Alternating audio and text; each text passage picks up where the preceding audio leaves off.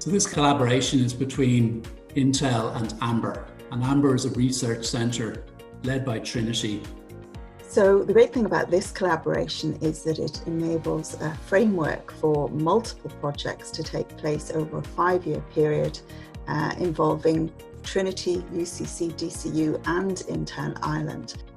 A partner like Amber is really important for us for those early materials investigations, the fundamental science part, to see whether or not a material would or would not work in our very complex manufacturing flow.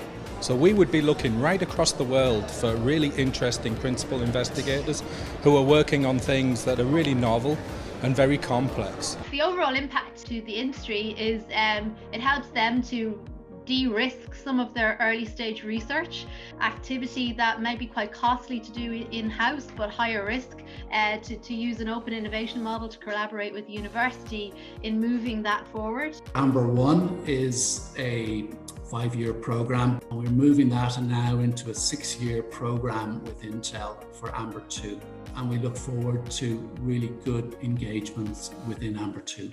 The staff and the professional staff working in the TTO are the people who are really making that research happen and working on at the interface between the university and the company, which is enabling all of this. And I think the KTI Award bring that into sharp focus and showcase that.